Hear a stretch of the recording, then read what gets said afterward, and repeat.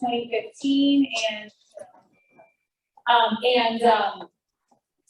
we are put on by a couple of different organizations, Ce-2, Charlottesville Business Innovation Council, CIC, Community Investment Collaborative, the SBDC, the Small Business Development Center, and we are sponsored by the Batten Institute at UVA and Watermark Design.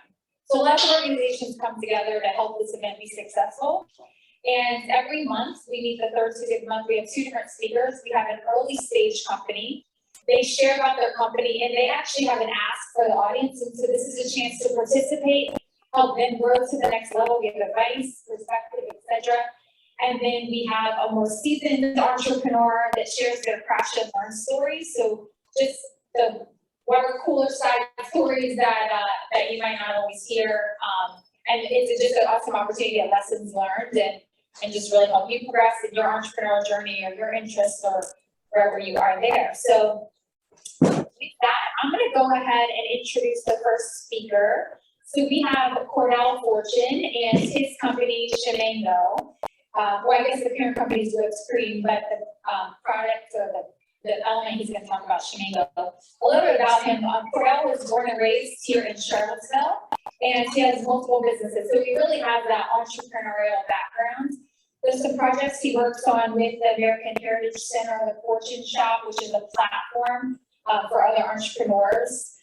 He works a lot within the community, so coordinating Juneteenth parades, coordinating other events through Centera.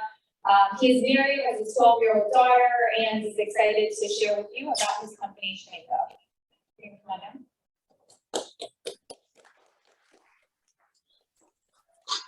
I would like to. Thank you, guys. I would like to show you a video first. This kind of represents me. It was the start of what I was doing. So I'm going to show you this video first, then I'll get into the pitch.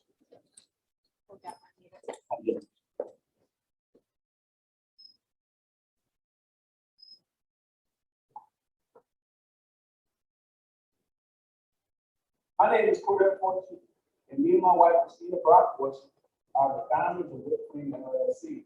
We make our own line of skincare products we properly named Ce-2. Ce-2 was created by my wife, who was a lifelong sufferer of eczema and with excessive dry skin, which we all go through sometimes. She hated the topical drugs that the doctors prescribed her, so she wanted to make something that was more natural and use the oils and butters that contribute to the wellness of our skin. Being a lifelong resident of Charlottesville, my wife and I want to use Whipped Cream LLC as a format to show other African Americans that they can start their own business and be entrepreneurs themselves, hoping that this will give them a bigger voice and a bigger say in what goes on in the decision making in our city, Charlottesville.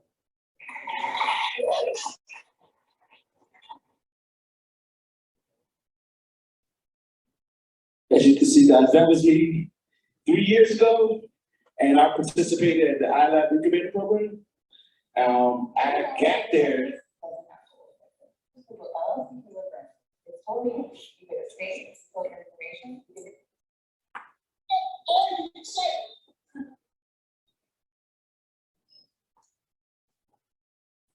Participated in the iLab Incubator Program. And I used to attend these every Tuesday they had there. Through that way, I got there through actually pitching Ce-2 at the Town Festival in 2018. And you can see in that video, I said I wanted to give a better platform for other African Americans in Charlottesville to help them move forward in business-wise. So I took that and I used the platform from Ce-2 to help other businesses by creating another platform that I call the Fortune Shop. I did a lot of vendor events, and I traveled all over the state, did everything here in Charlottesville from Martha's Market to the Junior League events. So I wanted other businesses, African American businesses, to be able to have a chance to be able to do those things. So I created the Fortune Shop along with the African American Heritage Center to actually give them a platform so they can go out there and just practice on how to vend. Vending is a big thing here in Charlottesville. As you can see, every Saturday, it's farmers market. So through that, I've been focused on helping other businesses. And I felt like at the time, with cream, my product Shemango, brought up the level. And I worked on helping others for so long that I feel that now it's time to go back to Shemango, help it raise it another level so I can help other businesses get to that level as well too. So I think I want to keep raising the bar. Because I'm doing this on the weekend. I really want people to feel how I feel about my products and how I feel about helping other businesses like myself. I continue to strive in Charlottesville. So going back to my Shemango, the baby who helped me get my platform so I can help others. So today I want to ask for knowledge, ideas, a way to make Shemango a nationwide thing. So we can say that this came from Charlottesville. This was a Black-owned company from Charlottesville, so they can see that, so they can strive to get to that platform where I got this at. And each time I feel like I raise the bar and I help other businesses out as well. So today, I want to really talk about Shemango and help Shemango get to that platform where other businesses can see that and okay, they can do that as well. And just coming out of Charlottesville, I had this idea, and it was just straight talking to my wife about it, and like, I'm going to do it tomorrow. It was really no planning. Everything was bootstrapped. I worked by myself practically the whole time. I still do. And I am asking for some resources to show me how to get into more stores. We're in stores locally. Everything is local. A lot of people here probably heard my products. I probably use my products, send me at vendor events. I travel from DC to Richmond to Carolinas, doing vendor events, so I'm expert in that. I want to be able to get my products in nationwide stores. I want to have Charlottesville have a success story they can look back on and be able to say that I knew him and this is where it started, and other businesses as well. And once I get to that platform, I know I will. As long as I keep trying, I know I will. I can help guide others to help get to where they need to go to first, because that's my purpose. My purpose is to help others, and it's through business. That's what I do, and I do everything. I work with the African American Heritage Center, and I help them grow events. So I've worked with them. I've also worked with Centera, help coordinate events. I work with UVA partnershiping with them to do the women's event, to do videos like that.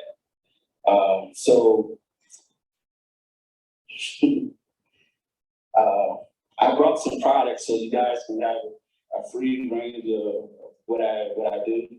And I like you guys to check out my website. And if you have any ideas or any resources, please let me know. Right now we're in the Batesville market. We could be found a couple other places, but now I want to focus on getting Shemango worldwide. Everybody that's had Shemango so far I have loyal customers that love Shemango and use it every day. So I think it's a great product, and it's a way to continue to build Black business here in Charlottesville and let it be recognized. Awesome, cool, thank you. And we'd love to see your products. I know my little baby uses stuff for eczema, so I'm personally interested. But yeah, Cordell's asked, thank you very much for sharing about your company. It's very clear that he has a vision as well for really what the impact that he wants this company to make. But his ask is, he had a lot of traction pre-pandemic, kind of waned through the pandemic because he wasn't able to get into vendor events and that kind of thing. So how can he get back into the market? What are some ideas that you guys have to help get this product back out and into stores and things like that. That's ultimately what you're asking. So, and I'm in my too, so I'll hands off for ideas. Sorry. You're doing.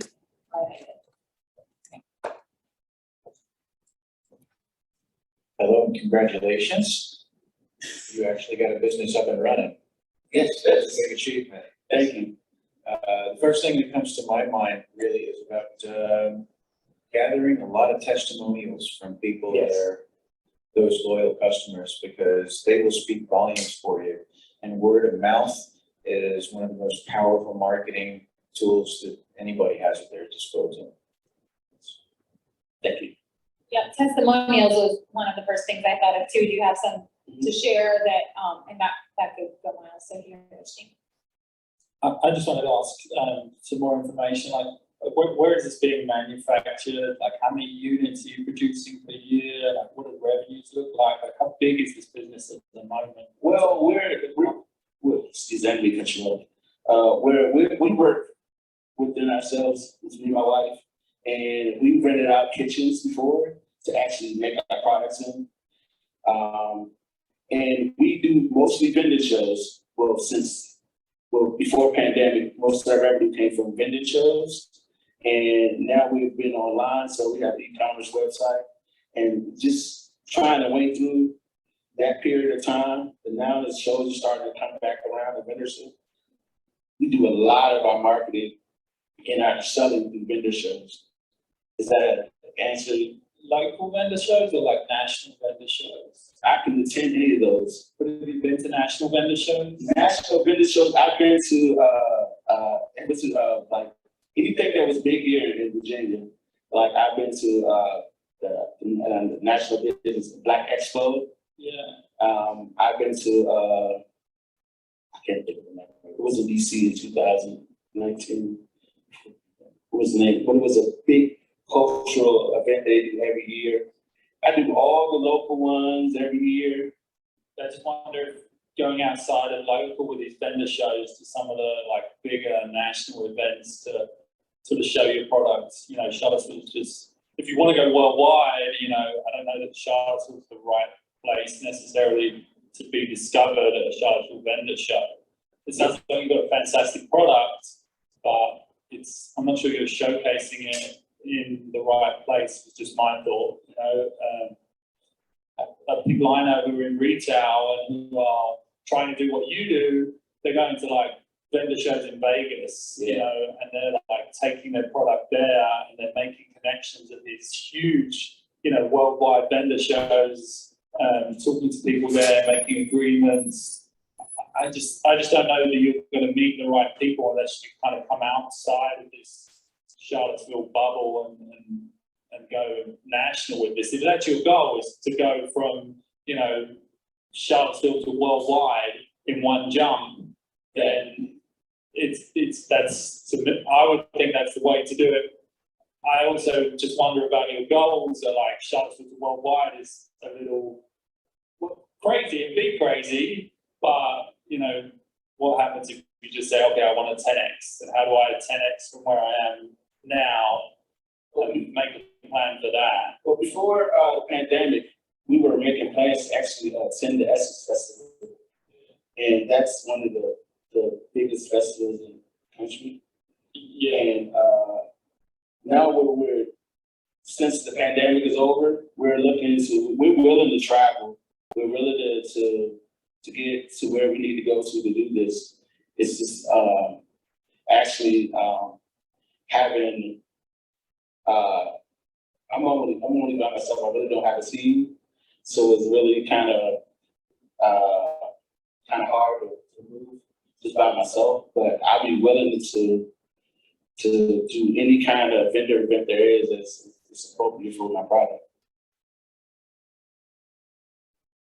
So if you think about your strategy so far, being out in front of people at shows, that's really your customer acquisition funnel, right? You meet somebody, they trust you, they buy your product, they like it. What is the next step? Not for them to come back to wherever you were that weekend, but to segue to a web presence. Because the idea, once somebody has a skin product, I'm not in the skincare business, so this is conjectural on my part, but once somebody has a product they like, you have a recurring revenue stream. They're gonna want to subscribe. So what's your web strategy? Well, my web strategy right now is just, I just have an e-commerce website right now. I need more ideas on that, like, should I do subscriptions? Should I do,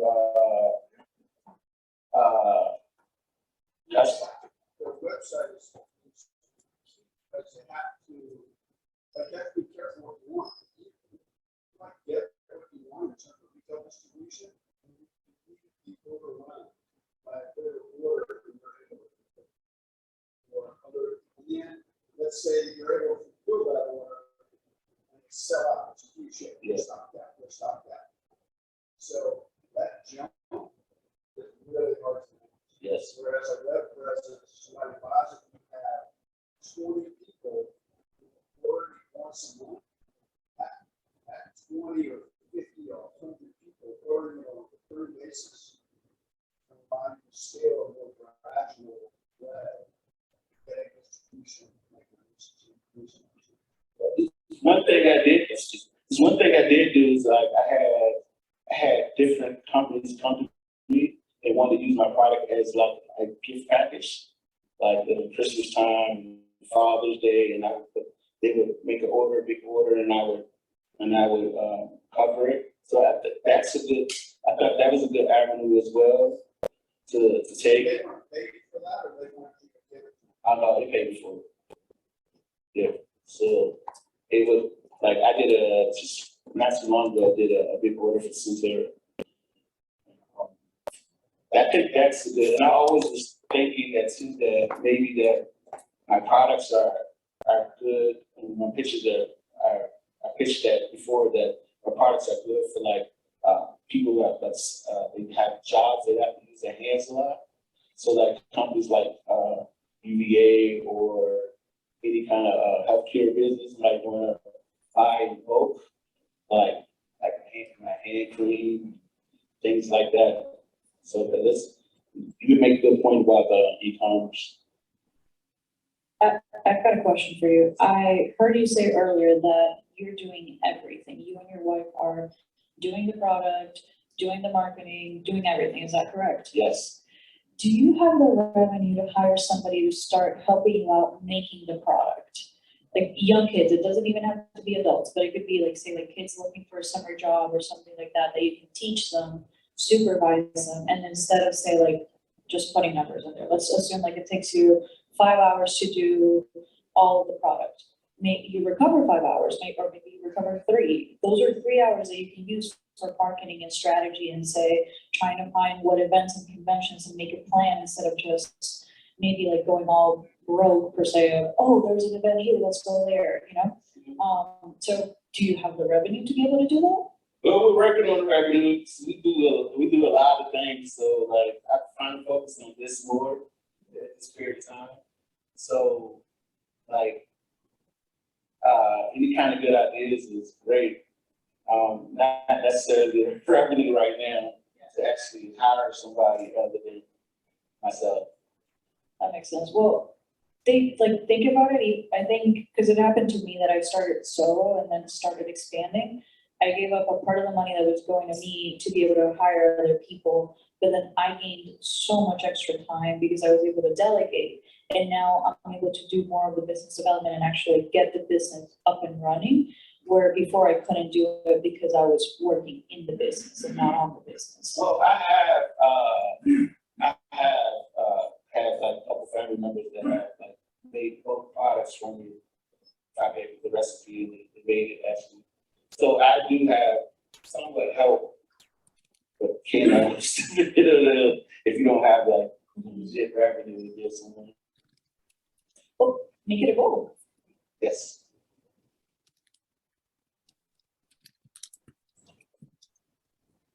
Cornell, can you convey your contact information for Yes. people to be able to give you more thoughts? Yeah, I can be found at shemango.com. It's SHEAMANGO.com. Found on Instagram at whipped cream _LLC. Actually, now it's been changed. It's just shemango.com Shade Dot Mango. I have actually really just had a program that I worked with some interns through UVA.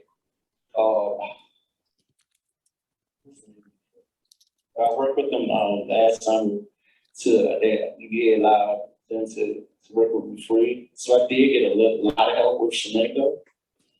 Why don't you, Hannah, they'll help you put your contact information on the back table. If, like, write it down. You have business, all right, we'll put business cards on the back table so you guys can get in touch with him with additional thoughts. So, thank you. Give it all in hand. Thank you. All right, so I am going to go ahead and introduce our next speaker. Peter Greenberg, a little bit about him as I'm bringing him up.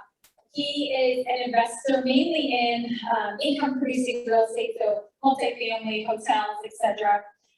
He actually has accomplishments wise, bought and sold 2 hotels completely without debt. The Kirkley in Lynchburg, and some of you guys might know about the Morrison House in Alexandria. And he's a great help to entrepreneurs, has a number of other businesses as well.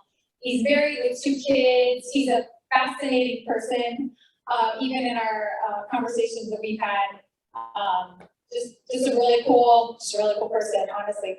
Probably a lot of great stories that won't be hard for him to fit in 20 minutes, but let's see what we can do. Help me welcome Peter Greenberg.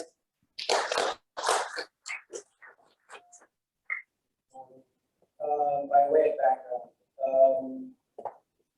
finance, Florida, wanted to be an investor, and 56, I finally crossed over from entrepreneur to investment. Yeah. I speak very softly. Wanted to be an investor, and I finally am. It took me a minute. We have essentially a private equity operation, and have made almost 50 investments in hotels, multi-families, living, some storage around the country, focused on the quality of the sponsor of the transaction and leading up to that, I was a 32-year-old living in White Fort Bronco during the OJ trial, rolled into, true story, with my girlfriend, I now have 2 children, we've been married for 26 years. Rolled into Alexandria and bought a hotel at foreclosure auction, which was my profession at the time. And it was kind of, when you say lose your lead, we were pretty happy on the road. But we had kind of set up that option for almost a year. And it just went to work. I've never had a W-2 in my life.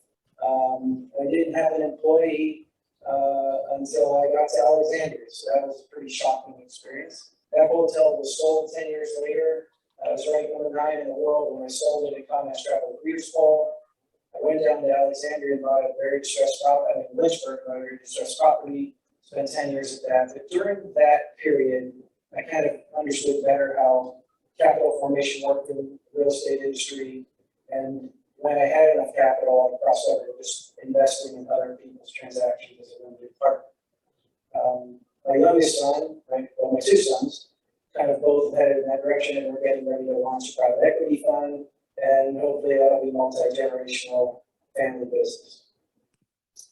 A lot of time, so I love to help people.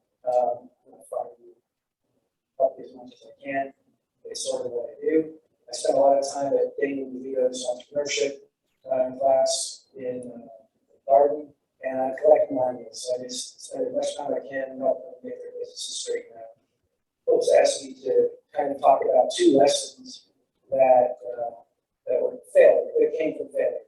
And though I am a preacher for capitalism versus labor, I'll hit you with my 2 favorite failures. The first thing I did out of college was my dad, what should I do, Dad? He said, what do you want to do? I said, well, I want to get a job. And I want to kind of get my skills up in finance so that I can then start a business. We don't do that. Nobody in my family's ever had a W-2, ever. I can't, no uncle, grandfather, nobody, far back as I can find. On my dad's side at least, and most of them my mom's as well. Anyway, So we started this business and we said, we'll go to one. And what happened was we were making women's clothing, manufacturing it vertically just before all offshoring started. So it was an okay product, it was just fine, but we sold a ton of it, an absolute ton. And one of the lessons I have for you from that experience as well, about packaging and so on, and pricing, I'll talk to you about it. But what happened was we shipped all of this stuff and we're putting a lot of money in it, 7 figures, just going out. And so it got in the stores and it sold. It sold well. And not one of them fit. 0. And they all flowed back.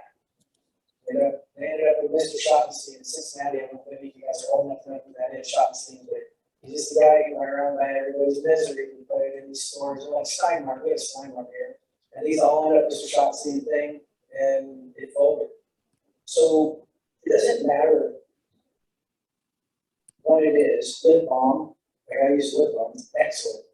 And that's the most important thing, is that it's excellent, that the thing fit. When I got to the hotel business, I bought a bankrupt hotel, and it was an easy lesson to apply to that, to make sure every day that the product was perfect, and I was obsessive about the product itself. And that's how you get to be like in the world. I mean, it's got to be about the product first and foremost. Everything else, you just won't survive. Eventually, people just aren't stupid. And they'll figure out that what you have is no good. You're a shyster. So the product has to converge, and the thing has to fit, or it's coming back, and that's the end of it. So that's number one. Second was, that wasn't the only thing I did, and that wasn't my only failure. I actually had 3 or 4 consecutive abject failures in my life leading up to showing up in Alexandria. Mostly because, this is so important, I don't know who here has a small business or like, but it looks like a mixed crowd. Mostly because I kept asking other people what I should do. And that simply isn't going to work. The only conversation you have to have is with your inner voice and do what you should do. You're the only person who knows. So ultimately, as I learned to do that and I showed up in Alexandria, one of the things I had done repeatedly was, there's a business cycle. This is going to be my 5th, we're about to enter a recession. This will be my 5th one. This will be barn burner, but you go in and I lived in California for a while, and this is what everybody does. As an industry, say mortgage brokers, everybody jumps in here. There it goes. And everybody jumps out here as it goes down. And then something else, they move to the next top thing, and everybody jumps in here. All the young people kind of just follow these trends, especially in the cities. I swore to myself that if it killed me, the next time I got a chance to do something, I had a real legitimate opportunity, something that had potential. I didn't care if it killed me, but I wasn't quitting. So as we entered this recession, I was talking with Dave this morning. That's a pretty good one for now. You can't quit.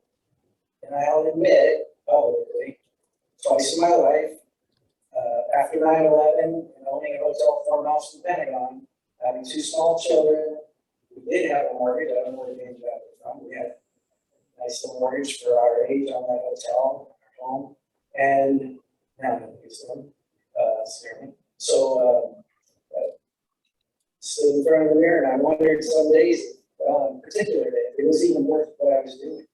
It literally nearly killed me. But then what you find is that everybody quits in the trough, and it leaves where they fail. Like we're told, there's a lot of failures in the trough. And if you're the one who's left standing, you get paid multiples of what you should have gotten paid. So you just got to live through these incredibly dark moments. You just have to find a way to eat less, do less, spend less time doing other things, and just stay on it and survive it. Because dead men, babies, don't make any money. You got to be in it, or you're done. I quit. I was a good quitter. I had to stop that. Quitting is literally the easiest thing to do in business, in life. It's so easy to go back. There's nothing easier. So don't do that, right? And I'm pretty fried. That's why I don't do much now. don't have a jet, I could have 50 hotels out there, and I see what people do, I don't wanna do that. I know what I should do because I have that inner conversation all the time, and I stick to what I should do. So I go invest with people that know what they should do, they have 150 hotels, or 60 hotels, or 9,000 employees, and I don't want it. So you gotta know what you wanna do. You know, what I'm warning you about is the splitting thing, it'll fry you if you survive it. But then you'll have time, so that'll work out for you. Okay.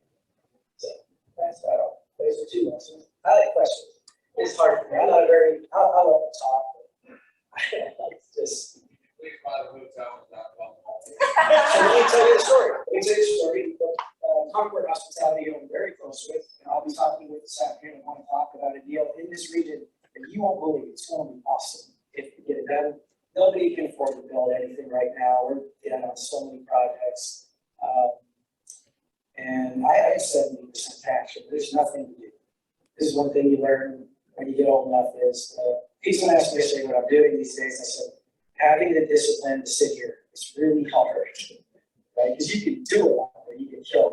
But anyway, about that one, my partner, one of many, my primary one, he paid $1 million at that dude from Atlanta who was not back. I don't know if he's ever heard of leaving on nothing. And this report has 150 hotels. And he bid $3 million for the show, and the guy bid 6. I mean, that's just nuts. There was the whole thing.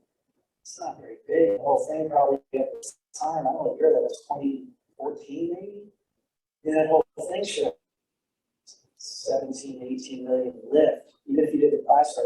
It also only has 8-foot ceilings. That's a real problem. I suspect the city's ruthlessness is standing in the way of getting something done. And my other guess is it has to come down. So it's probably time for that. Questions? In your hotel business, especially in Alexandria, you talk about the product and quality.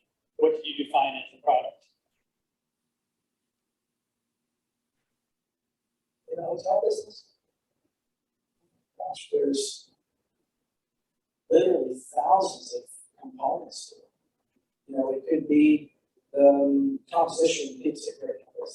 Like, you have to become an hotel business.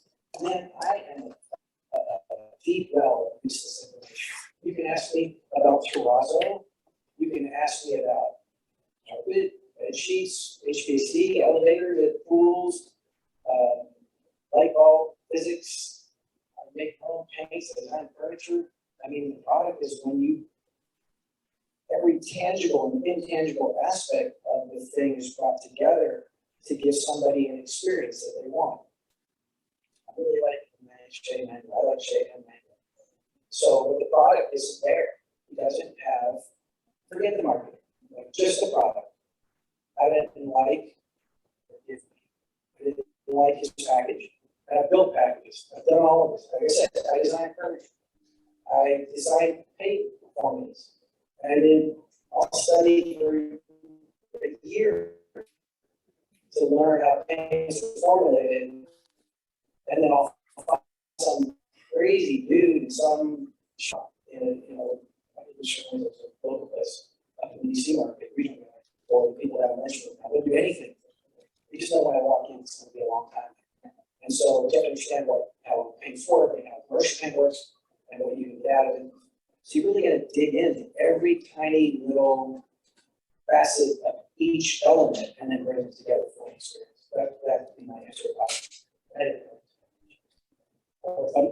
I heard that you said you was a hotel. Did you start with homes? Because I just about to try to close on my first investment property. You got any advice? You don't have enough time. But the answer to your question is, I started with, I tried to have a job. It literally lasted a day in mortgage brokerage. So then somebody around me was just talking about foreclosure auctions. So I built a spreadsheet. I went to the process in Orange, California. I bought a house, foreclosure auction. I became my own general contractor. That's the first time I've been my own GC on massive things. I do it all, man.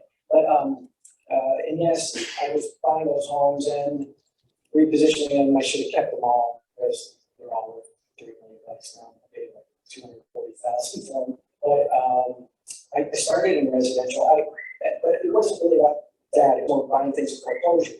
And I got into the hotel business because some people mentioned to me that friends back east or people I was acquainted with were doing the same thing, but they were buying hotels. And I, well, scale's better, so I'll try to buy a hotel at foreclosure auction. The Resolution Trust Corporation had taken over all the savings loan banks in the country, and they were selling these hotels at auctions. And so I found a hotel that had been, the note was in default, and I chased that note around until I got to the auction. And I rigged the auction with the bank, the bought the note, it was very comprehensive. I did it all through finance. I didn't need to be in the hotel business. I just needed a canvas to do what I wanted to do. So it didn't have to be hotel, it didn't change mango. I just needed a canvas. So I'm trying to look at things through the prism of finance. So that's kind of how I do it. But I love the artistic side too. I really do. Hi, can you talk about the role of customer discovery in your process of making your products? I don't even know what that means. It's not a word. Basically, making sure that you validate your products through meeting the needs of the customer. Don't even know what that means. So you just do what you want. I only went to university for it. I'm not a garden guy. I'm just, what do you? I'm talking about interviewing your prospects prior to creating your products. I love that Validate question. Let me tell you, I would never do that. Here's what I do. I make what I like, and then I'm a great preacher for it. If you don't like what I like, don't buy it. It's a big world. We have, right around, let's see, I don't know, in Mexico. How many people live in Mexico? 100 million? No, it can't be that many. We have at least 450 million people in North America. There's gotta be enough people that like what I like to give them to make me rich. Successful, I don't know, just successful, right? So I never did that. I just make what I like.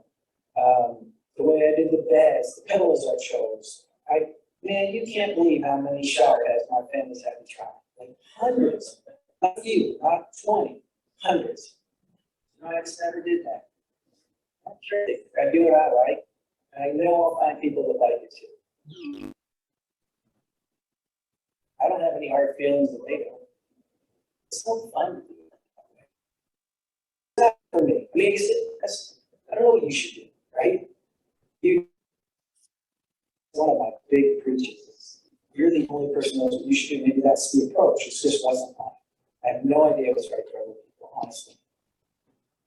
Yeah, my question was about the fact that you're obviously a very capable craftsman, I believe craftsman, because you've done everything that it takes to do things in hotels and residential and stuff like that. What have you done in or trademark? Well, this thing, I don't know this is my college, when we met. This guy very sternly. He mega wealthy real estate entrepreneur. He started out, Sheraton from ITT, turned it into a whole pack of them. But he did this thing at the rest of the hotels called Heavenly. And 5 years copyright. So, yeah, I don't do that. It's not that ambitious, not that way. I didn't do any of it. There's things that I think I led on, I think I was ahead on, but nobody cared. I was just one little property.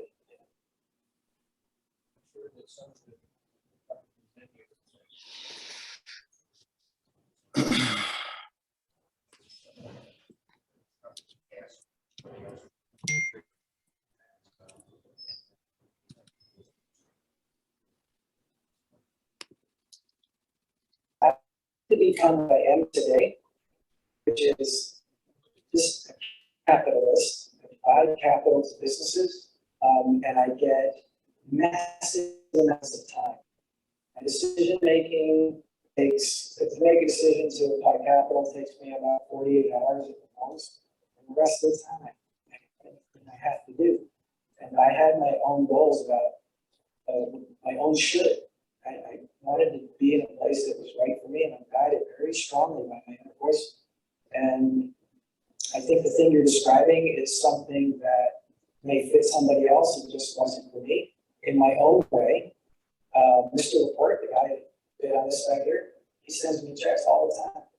I'll do anything. He gets up every day, he goes, he's got, I think they're up to about 9,000 employees. I'm in 7 hotels with him, and I sit here, I do what I want. So I just think I knew what I wanted to be. I knew what I should be. And so in my own way, I've kind of done that, right? What you're saying. Always moving toward this day. I actually, almost 60, and I got there. That's it. Yes, sir. Oh, sorry, thanks. So, I don't want to offend you, but you're very hard-headed. There are many things you're saying, you're like, I'm listening to the voice in my head, I do it my way. It's like my way or the highway, right? Which is For me. for you, yeah. Which is, but this isn't my question. I'm just laying the ground for it. Yeah. And I'm not as old as you, but I know I get where you're coming from. Like business was like that in the 80s, in the 90s, but people these days, when you employ them, they don't like that. Like there's a whole generation of younger people who want a voice in a company, who want to have a say. And like I employ 5 or 6 people myself, and I've had difficulties, with the same you. I'm hard and I want it done this way. I think you misunderstand it because it's a different question, it's a different focus. So my dad's best friend for 40 years was Joe Paterno. I don't know if you know who it is, but he's arguably the most successful football coach in history because of Mr. Saban's doing better. Joe was a very particular kind of guy. I kind of grew up on his lap. My dad and him didn't have anything, they had no success when they met. So I am a team-oriented person, right? And very collaborative. I'm very lazy, extremely lazy. That's why I don't do what you wanted me to do. And I'm just an extremely lazy person. I would rather those people did the work. I'm a delegator, and I wouldn't ultimately pick showerhead or do any of those things unless everybody that was involved in the project thought it was a good thing. And ultimately, somebody gets to make the decision. Usually, it's the person with the capital and the risk. Right? I believe the person with the risk ultimately gets to make the final decision. It'd be great to come by consensus, but if my group of people, the executives at my hotel or something, wanted me to do a particular thing and I'd already made that mistake, I probably am not going to be willing to do that, right? They're the ones that have to explain it to their clients. I've never checked yesterday. In the 2 hotels I had, maybe we had 250,000 check-ins. I've never checked anybody in. Right, so I'm not, I think I've learned over the years not to be, dictatorial. In the beginning, I couldn't be because I was just a guy in a truck who bought something at a foreclosure auction with all of my life savings and money I raised from my closest friends and family. So I was always, I can't cook, I can do housekeeping, I suppose. I'm not particularly talented on maintenance or any of that. And so I was always at the mercy of the people that I worked with. I try to be very humble with them all along the way. I think if I had a team of 5 and I was the 6th, I said, look, I'm the guy with the risk. So at the end, I'm going to make a decision, but what do you want to do? I'd be at the whiteboard constantly if I were in that situation. I'm going to sit around the table, very unconstrained. I don't organize meetings. It's just once a week we get together and see what we want to do. Very open. But probably misunderstood. Well, I appreciate you clarifying. Yeah. Probably just one more we have time for.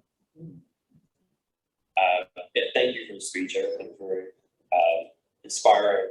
I think one thing that jumped out for me is that is the idea of obsessing over product and delivering quality. And you know, when I founded my business, and I think this is experience I hear from a lot of entrepreneurs, is that I was so focused on product and just being able to deliver something the way that I wanted it to be delivered, and that people would get value from. And then over time, I just keep getting pulled more and more from that, right? And have to focus on other things, not on the whole reason why I started the business. And I hear this as a common challenge. So how you seem like you are able to avoid that, or have been able to avoid that. So what's the secret to remaining focused on product and not getting drawn into all these other challenges?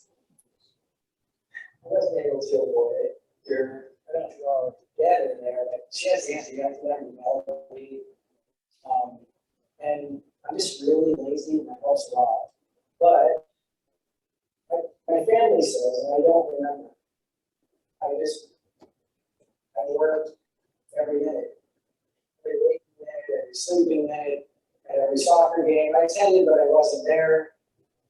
And it's a great sacrifice so that I could have, everybody has a passion, mine is wasting time. And so here I am. I don't consider this a waste, but I don't have any responsibilities that require me, right?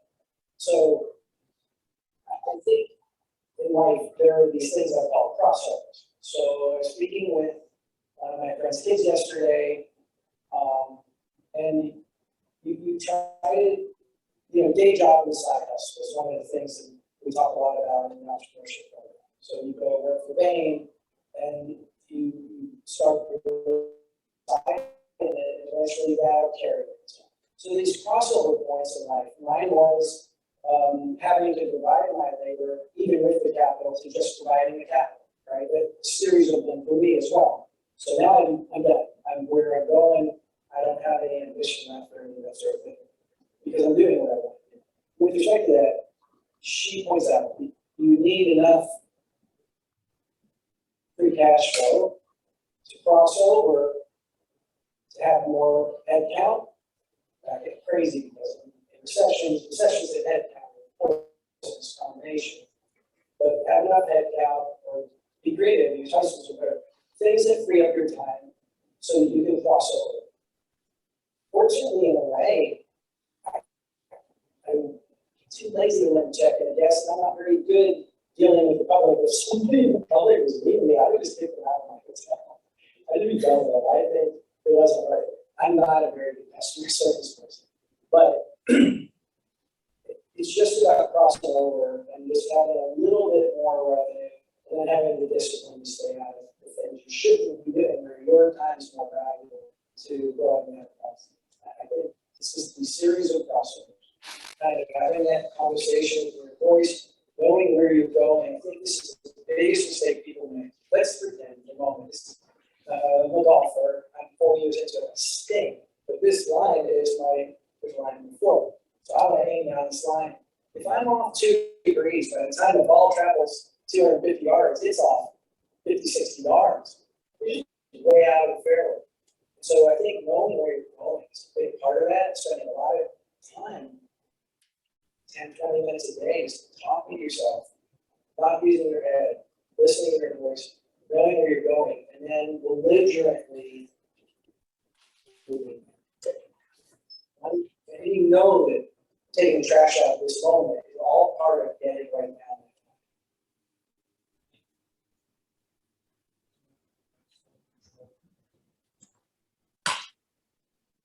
I used to think so. I really think that the inner conversation is much more powerful. Because self-control is rigid, and the inner voice is constantly adjusting to the people, the situations around you, How do people around me feel because I'm dictatorial?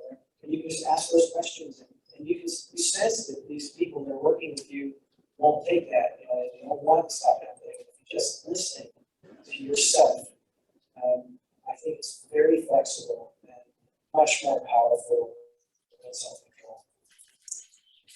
Okay, thank you so much, Peter. Give him a hand. All right, so, Peter, do you care if anyone emails you if they have any more comments or questions or whatever? What is your email? Is it easy?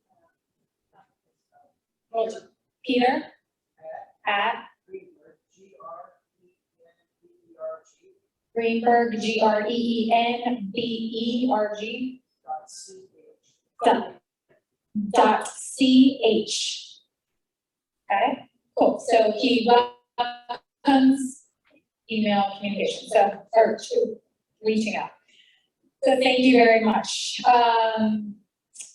Cool, well, we're gonna start to wind down. We are going to wrap up with announcements, and so we do open the floor for that. So announcements are, if you have any upcoming events that you'd like the room to know about, or if your company is hiring, okay? So if your company's hiring, or you have upcoming events. So we're gonna start with our hosts real quick. Do one of you two wanna come down about CIC and SBDC? And I can start with CVIC while they're making their way down. So I'm on the board of Charlottesville Business Innovation Council. And so I will give you some announcements real quick. Our Tech on Tap events are back. So this event and the Tech on Tap are our two recurring monthly events. The Tech on Taps are the second Tuesday of each month in the evening, or right after, quote unquote, right after work. Monthly. So around 5 to 7 p.m. at local watering holes, if you will. And the CVIC Golf for Tech is a fundraising tournament.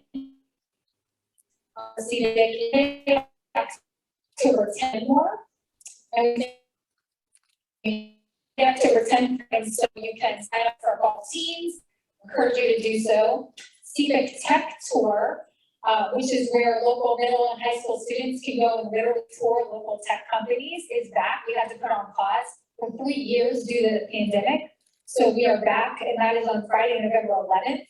And so if your company would like to host students that day, I've been one of the tour guides, if you will, that's gone on the bus with the students. It's a really cool event.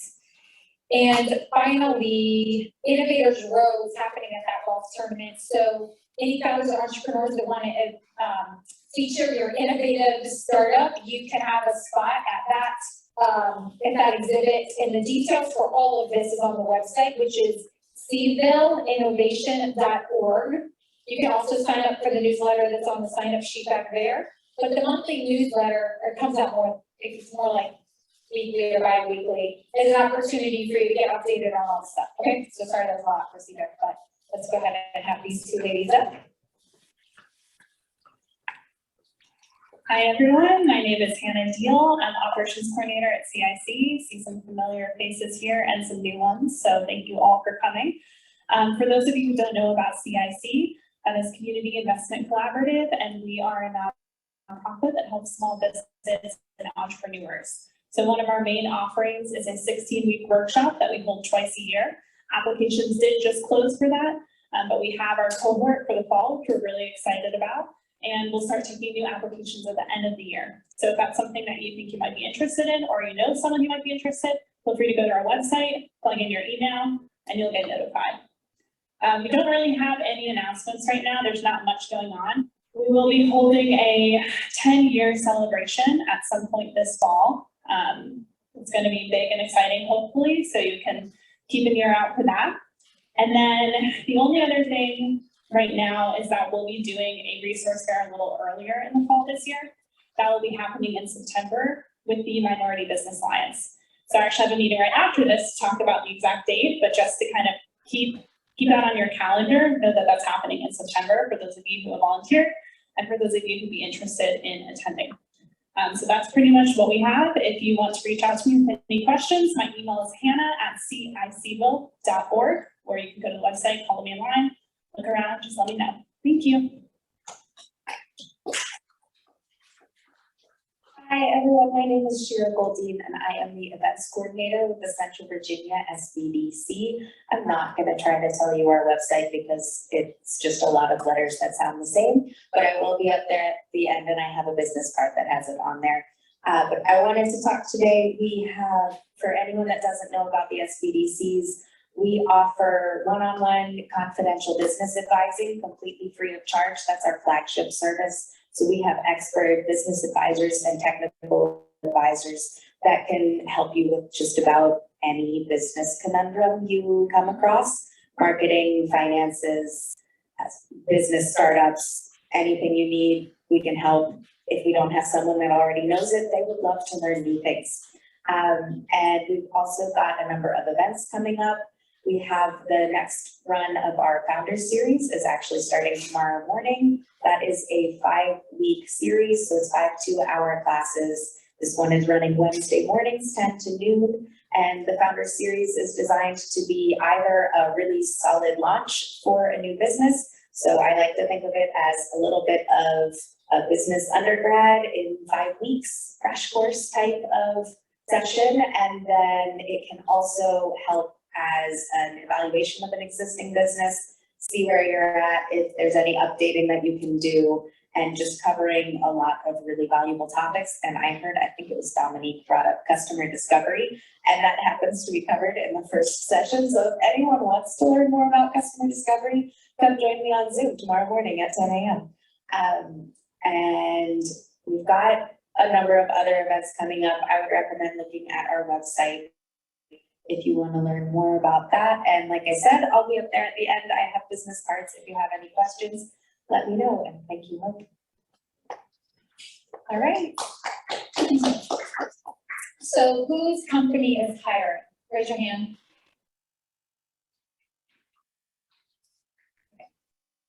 I'm gonna run this mic up to you. Or did you raise your hand? Oh, you thought we were just waving. Do you need it? Okay.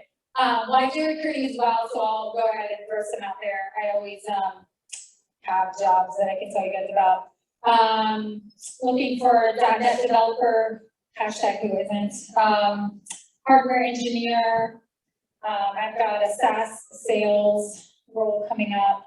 And marketing and product manager, but those are pretty specialized. The product manager is, so in the medical device field specifically. So those are the ones I have. An associate advisor too. If you're the only one who's a financial advisor but doesn't want to do the building your own book of business sales side, then please come talk to me. So, okay, that's it. So we meet the third Tuesday of each month. We'll be back here the third week of August. And there's still plenty of coffee back there, so fill up your cup. And on your way out, you're welcome to do that. And we're in here until 10. If you guys want to chat a little bit more, you're welcome to. And that's it. So can't wait to see you guys next month. And tell your friends, bring them back. Okay?